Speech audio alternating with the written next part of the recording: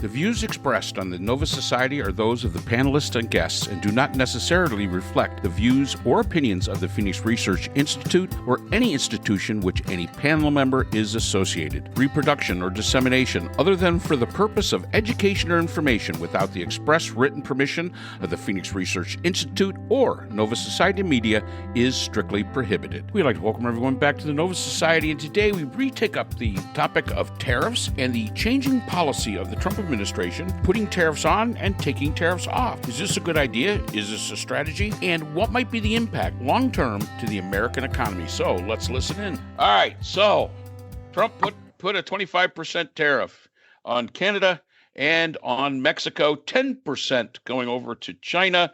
Well, the Canadians are having none of it. Neither are the Mexicans. The Chinese are not happy about it either. We're just not too sure how they're going to go. And Trump had to back down and say, okay, we're going to suspend it for 30 days because I want this done to, the fentanyl issue and the immigration issue. And look what they did. I've strengthened the border because of this. And it turns out everything that Trump said he got from Mexico, let's take them, for instance, that they were going to put 10,000 troops on the border to make sure the border was secure. There were already 15,000 there. So you don't even have to do anything. And the Canadians basically had the same attitude. Everything that Trump says he got from the Canadians was already there. So what do we think about Mr. Donnie negotiation backing down? And again, we're not sure what the Chinese are going to go and do as of yet, but it'll be interesting. Do you think they're going to? You think that in 30 days the tariffs will be there? And if so, what are we looking at? All right.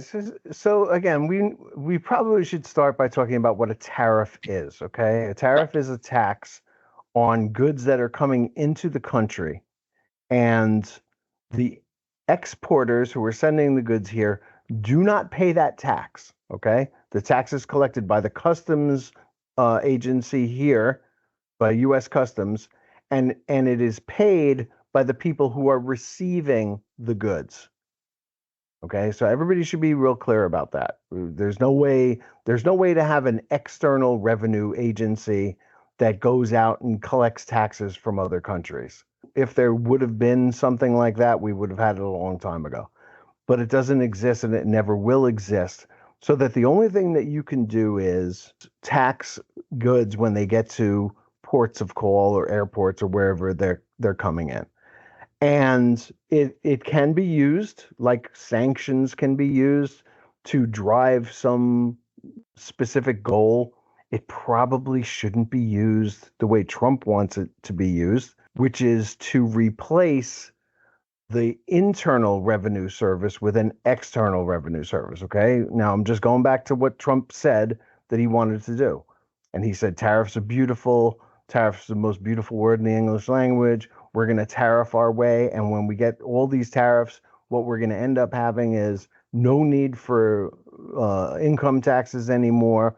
We're going to have so much money we can fund everything that we want to fund. When he went to the New York Economic Forum and spoke there and was asked about child care, his answer was, we're going to have so much money from all these tariffs that we do that we're going to be able to fund all the child care you want. Everything that you want will be available to us, courtesy of other countries that want to do business with us because of tariffs. Now, the first two tariffs he sends out there, 25% on Canada and Mexico each, right? Repealed extremely quickly. How are we supposed to depend on getting this revenue in if he keeps finding reasons to not institute these tariffs? How do you do that?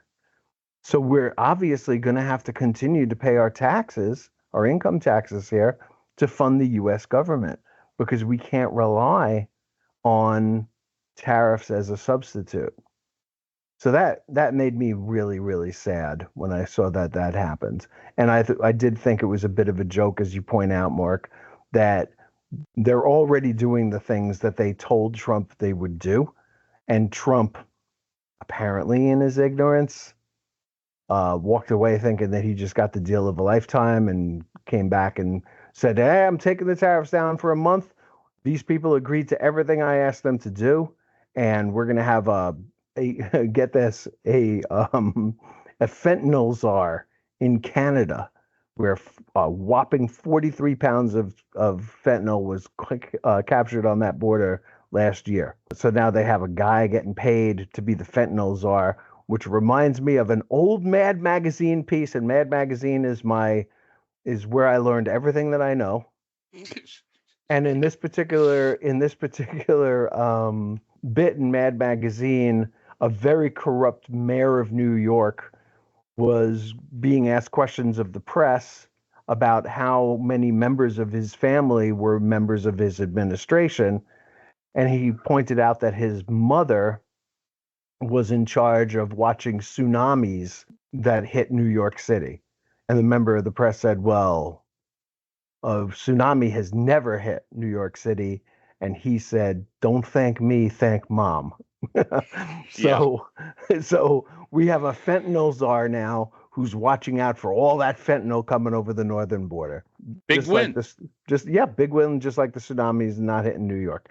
So the getting what he wanted and repealing the tariffs for at least another month puts China in the only new tariff, another 10% for China on top of the tariffs that are already there.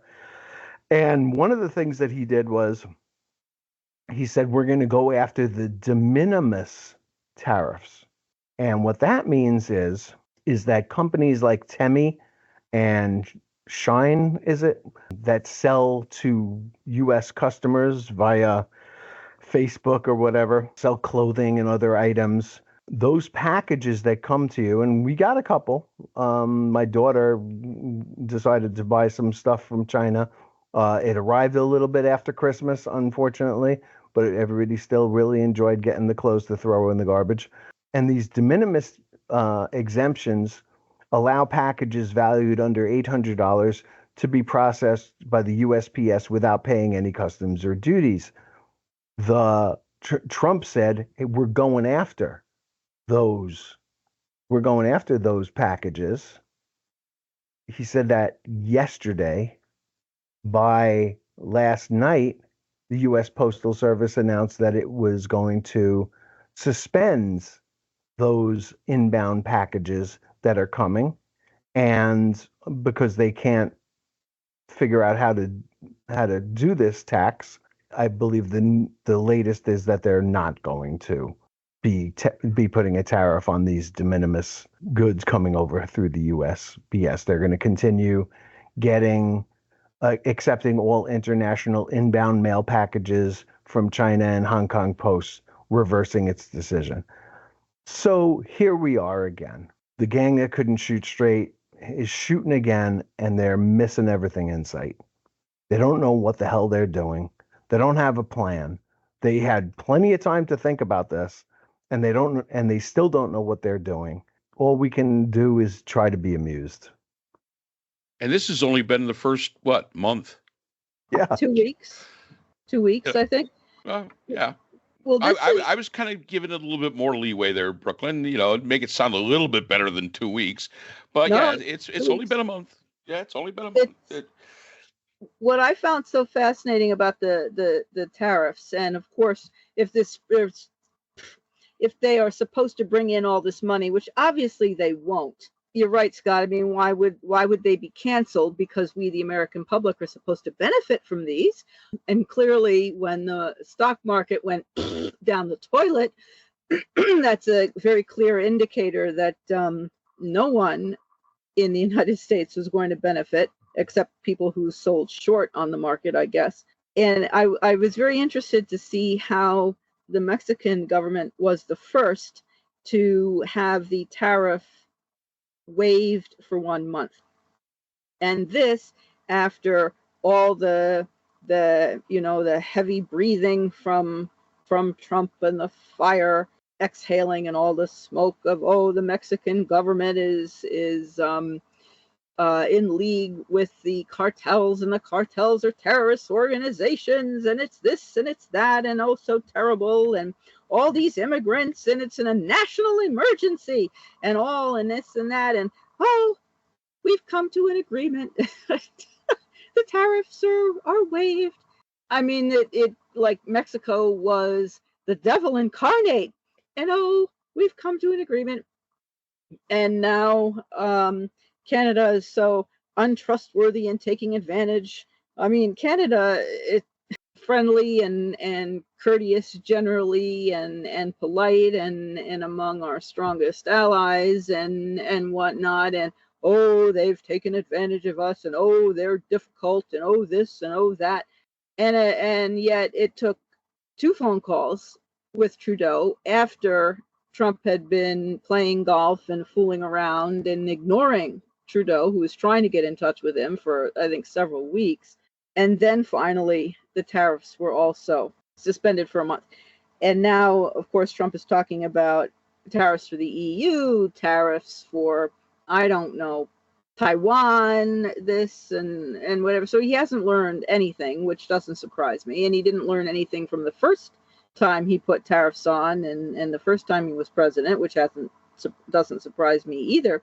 And China, as I understand, had responded with a very small tariff on some US products, but what they have done is they are playing the longer game of barring some US companies from coming in to do business in China or expanding their businesses in China, and designating these US companies as untrustworthy or unreliable, something like that. And of course, the more Trump plays around with tariffs and is unstable and erratic and makes people dislike the United States, the more people will turn to China as being stable, as being friendly, as spreading around that largesse, as you were saying before, Scott, the soft power, giving people assistance and support. But the more America makes itself unpleasant and unwanted by others, the greater the opportunity for China. Unenlightened, unintelligent, I don't even know what the word is. Tunnel visioned, ignorant. Right? Yeah, ignorant works. Uneducated to see what they're doing. So Scott, just to let you know, I did look up. This is from our last episode. Scott was talking about Emil Bove, and I did look him up. I do know who he looks like. He looks like the guy that played Herman Munster on the Munsters. Okay. That's who he looks like. But I think he's more cartoonish even than that. He looks like the guy. Yeah, he is a bit more cartoonish. Was there a TV, like a cartoon version of the Munsters ever, where they had a guy who looked like him? No, but if they did, this, yeah, this would be him. And I think there's a lot with this. And a lot of the news, I've actually paid more attention to the Canada end of it. Being from the upstate New York, most people from down in Scott's neck of the woods would have considered us Canadians anyway. We weren't really New Yorkers. We were Canadians because we talked funny. But the thing that I've noticed is that this may have a positive impact on Canada as a nation. It seems to have brought them together. They almost universally, and I'm not going to say everybody like Trump says, but there seems to be a very strong upswell of dislike for Elon Musk, for Donald Trump. And one of the things that came out of this was, and a lot of these provinces, the governors of the provinces, who may not have seen eye to eye. Ontario, Ford, that guy there, who does not see it. Huh? They're not governors, they're premiers. Okay, whatever. Anyway, the fact is that they're working together now. I did not realize because again, we never pay very much attention to Canada because they're just so nice and they're not like, but there's a duty from trading between provinces. And they're thinking about making Canada a free trade zone so that each province can trade with the other one without any kind of duties or any kind of taxes or anything like that. Yes, Brooke. Sorry, and they're also Canada are also working on a trade agreement with Britain because they're part of the British Commonwealth that will be like 99% duty free. or tariff free. So the Canadians are, in the meantime, they've got a 30-day grace period, are using this opportunity to create additional trading zones. Right. And And partners that's for the smart themselves. thing to do. Oh yeah. I mean, they've came right up. I mean, even Trudeau, who's on his way out, says we're going to start looking for other partners. We don't want to have to do that, but we're going to. And if Trump puts on a tariff onto the EU, you don't think the EU isn't going to look to Canada and isn't going to look to Mexico to take the trade that we have? And we have a lot of trade with both of those two countries. You don't think that they're not going to? This could be America alone. This could very easily turn into America alone. And that not only on the world stage as far as politics, but on the economic stage. And we will not do well. Everybody seems to think that we're going to do absolutely wonderful. The fact is that don't count on it. One thing that China has done is decrease or put tariffs on some of the critical, I don't know if they're minerals, some of the critical elements that are needed to operate high tech. China has as a natural resource, and we do not. And I believe China is either putting a higher tariff, raising a tariff, or putting a tariff on that, or restricting what they are sending us. And what Trump's end game, if he's even got one in his head somewhere, if he thinks that what he's doing is going to spark American manufacturing, we have to have time to build the manufacturing plants, money to build the manufacturing plants. I mean, this is all going, I mean, these things don't happen instantly. And it's going to be phenomenally expensive to bring all that manufacturing back. And it takes a lot of time. It's dystopian. This is not like the movies.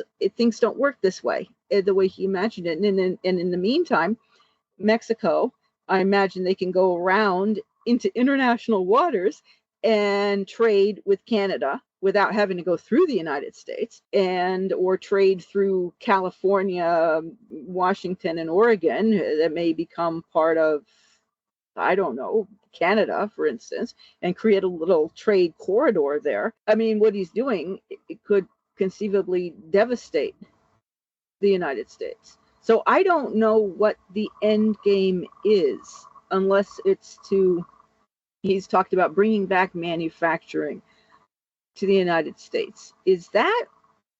What is your sense about what the actual purpose of all this is, besides the fact that we're supposed to be rolling in money, which is from these tariffs, which is not going to happen? What the end game is for.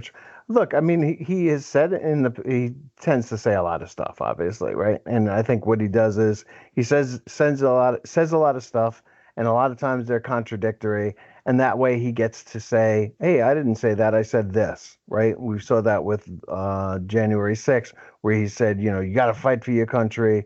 And then he said, go down there peacefully and protest.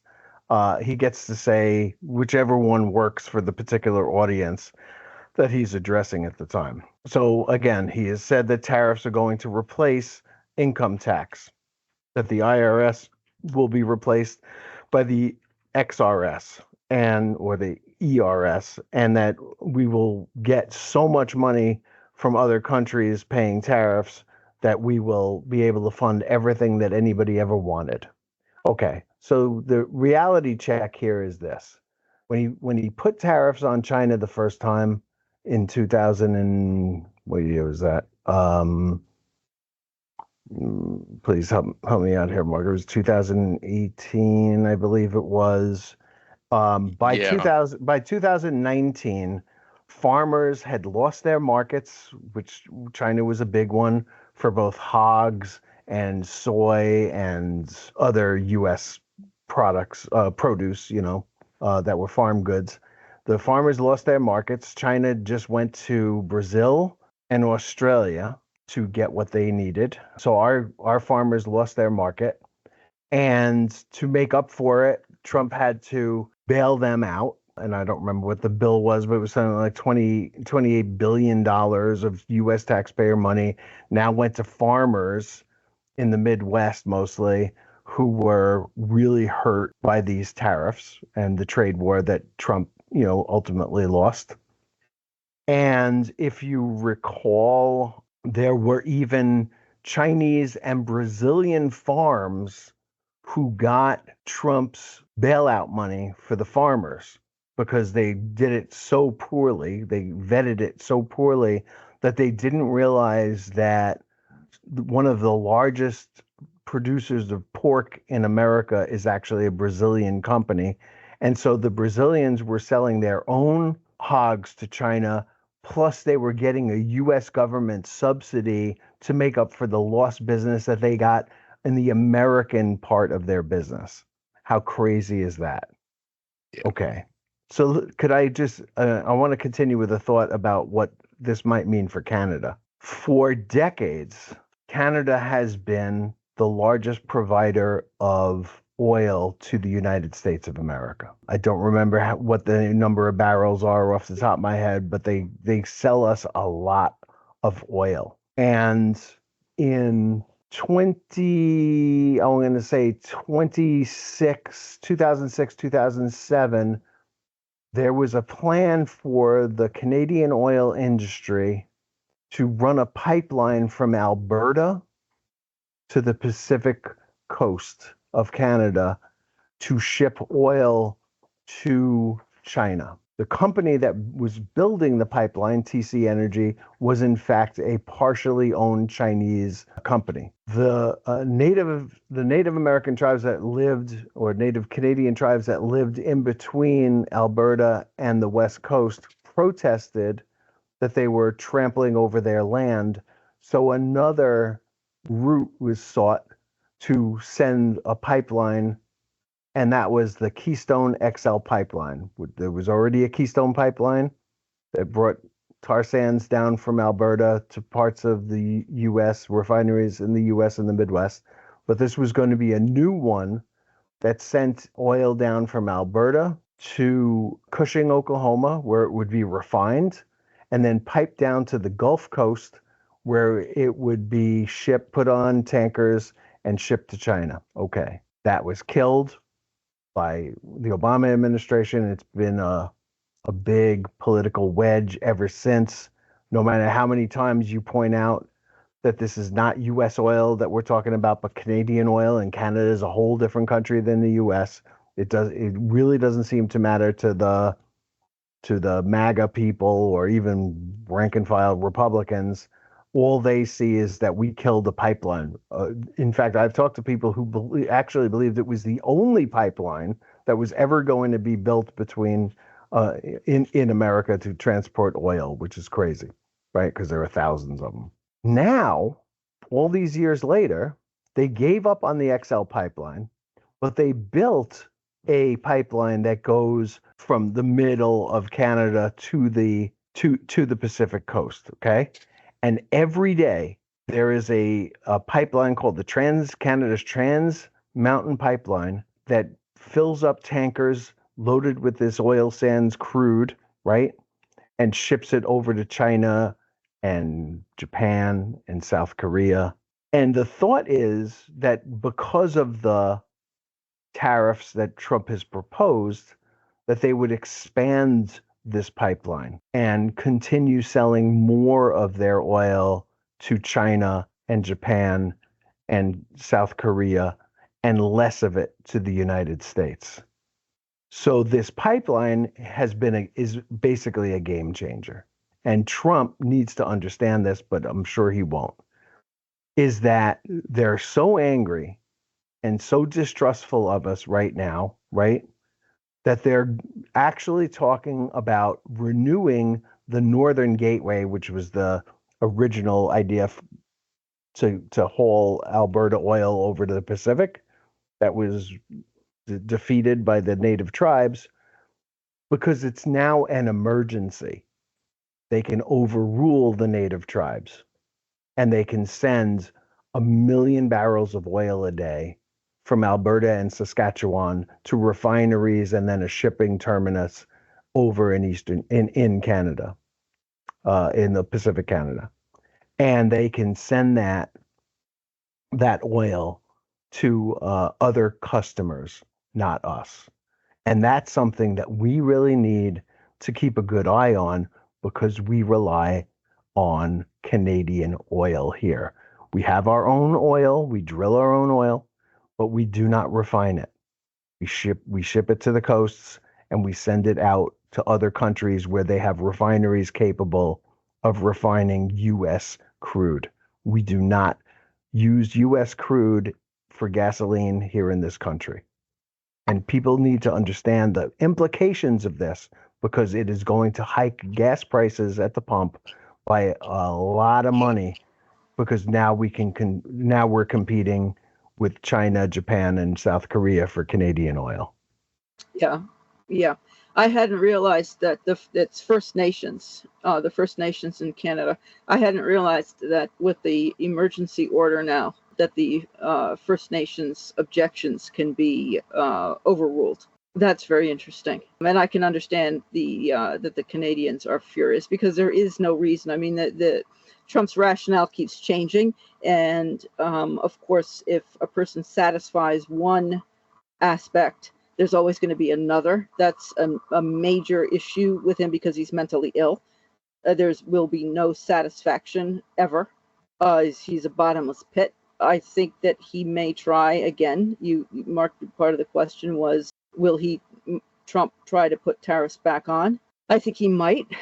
That's something that he's been promising and talking about with his and firing up his base constantly and saying, well, we're going to have all this money and tariffs and this, that, and the other thing. I mean, at some point, I think he may have to do that. It's a very good question because now he doesn't need his base anymore. So it becomes a very, very interesting question because, of course, the minute he puts tariffs on, the stock market is going to crash. But at the same time, if President Musk wants him to, then he will do it. I don't know. It's very interesting. Scott, go ahead. Yeah, I mean, there is a theory there that this was a test of the stock market and the stock market reacted harshly and Trump backed down. But that if he continues to do this, eventually they'll price in the tariffs and that he'll be able to do this, that he'll be able to deal with it. And because the stock market will have priced it in already and he won't pay a big price on the Dow for imposing tariffs on Canada.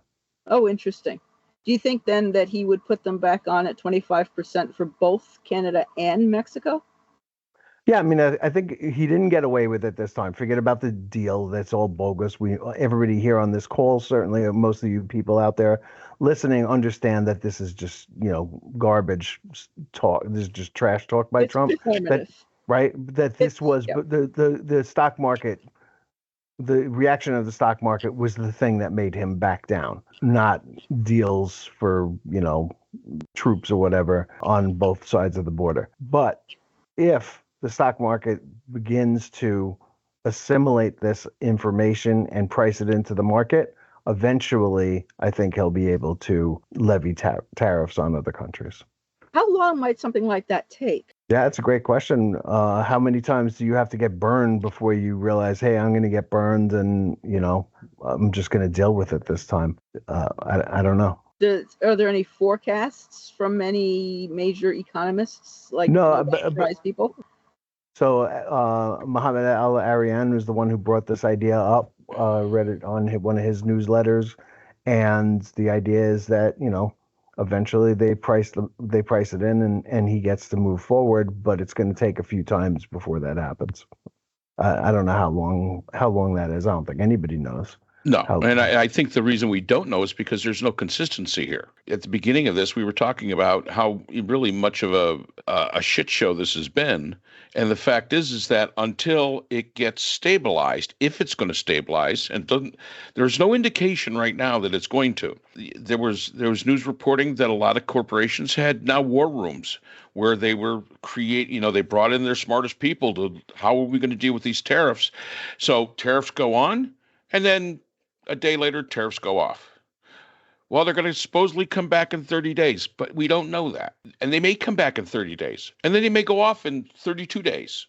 So until the market cannot react to that much volatility in policy. So even if they tried to price these things in, if there are no tariffs, that hurts the market as well. There's too much volatility in the administration, and I think that volatility is going to make this a very long process.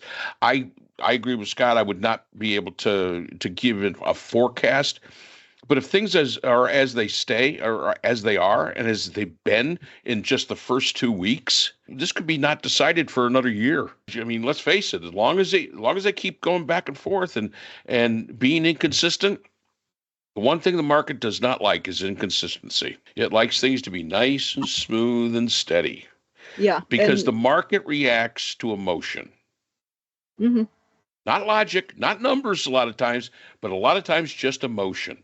And volatility in policy making and in policy enacting, that creates a huge obstacle for the market to be able to come up with a strategy that might work even. So. Yeah, and other countries don't like the instability either. No. Right. As a matter of fact, we went at it with Colombia for like a few hours, basically, right? This was about them accepting immigrants that we were shipping over there using military airplanes. With a few minutes notice. We talked about it a couple of weeks ago. We did. Well, as it turns out, Colombia has not finished smarting over this, and they have the president there, Gustavo Petro, has ordered the state-run oil company to cancel a joint venture with a U.S.-owned company that was expected to produce 90,000 barrels of oil a day using fracking. The idea was that they have a huge field that was of shale rock that would be great for fracking. It was a controversial initiative down there. They had invested a great deal of money in it, but they have decided now, because of that flap with the U.S., that they're not going to be working with U.S. company Occidental to do that initiative. So you see, people don't like being bullied by the USA or anybody else. And I can bet you dollars to donuts that they will be going to China and saying, you know what, we're going to start fracking over here. We've got our own shale oil fields and you are welcome to send us invest in this with us because we can work with you. We can't work with the United States anymore. And Colombia is one of the few countries in the world that we actually have a trade surplus with. Yeah. So we've really screwed ourselves there. China is going to benefit from Trump again, as they did before. Oil prices are down. It's just he's creating massive messes that he doesn't understand. Yep. And there are no grown-ups anymore, as we've all pointed out since the election or before the election. There are no grown-ups in his administration that can get him to stop, understand what he's doing, and prevent him from making really, really stupid mistakes. Or to take papers off his desk so that he doesn't even see them, which apparently, I don't remember which person was doing that, but that person would remove... Probably Mark Kelly. Yeah, somebody would remove papers from his desk as a safeguard. I think we've beaten that one to death. Yes, we'll see what happens. We'll see what happens in the coming weeks as far as the tariffs are concerned. It's a big deal, that oil to Pacific thing. And definitely. Oh, absolutely. It's important. Yep. It's very ironic with the, everybody else, according to Trump, all the liberals and Democrats or whatever, they hate America and all this and that. And it's just ironic and dystopian to hear that type of statement and reflect on that and see the damage Trump and his regime are doing already. And it's been 2 weeks and 1 day. The last thing I'll say on this is it takes the attitude of the world has to deal with us. And the fact is they can deal with other people. Mm-hmm. We're one country. They could all abandon us tomorrow. And people say, oh, no, that's not possible. No, that's not. Yeah, you know what? Yeah, it is. Yeah, there's nothing that we make here that can't be made somewhere else. Yep. And they will. And the fact is that when that happens, well, you're on your own. Anyway, good talking to you. Yes, great to talk to you too. And we'll see you next week. Absolutely. All right, guys. Mark, we have to talk about the Sovereign Wealth Fund next week. The what now? The Sovereign Wealth Fund that Trump is proposing. I heard about that next week. That's on. All right, Sovereign Wealth Fund. Yes, indeed. And and that El Salvador is apparently willing to take our criminals and put them in we'll their see how that jails. goes. Okay. The Nova Society is a production of Nova Society Media, a division of the Phoenix Research Institute. We'd like to thank our production partners, Buzzsprout, who hosts the Nova Society, Audacity, our editing partners, Apple iTunes, the largest source of podcasts and music on the internet, Spotify, the most popular platform for the Nova Society, and iHeartRadio, your source for all things music and podcasting. The Nova Society is available on all of these and other quality platforms listed in our description. We'd also like to thank all of our listeners. Without your support, the Nova Society would not be possible. If you have a question or a comment, we can be reached at nova.society.podcast@gmail.com. So for Dr. Brooklyn Ann Weldon, Dr. Priscilla Hobbs, Dr. Scott Gershwer, and all of us here at the Nova Society, I'm Dr. Mark Bound. Remember, the true power in society is knowledge. Thanks for listening, and we will see you again next time. Hi, everyone. This is JJ, the co-founder of Good Pods. If you haven't heard of it yet, Good Pods is like Goodreads or Instagram, but for podcasts. It's new, it's social, it's different, and it's growing really fast. There are more than 2 million podcasts, and we know that it is impossible to figure out what to listen to. On Good Pods, you follow your friends and podcasters to see what they like. That is the #1 way to discover new shows and episodes. You can find Good Pods on the web or download the app. Happy listening!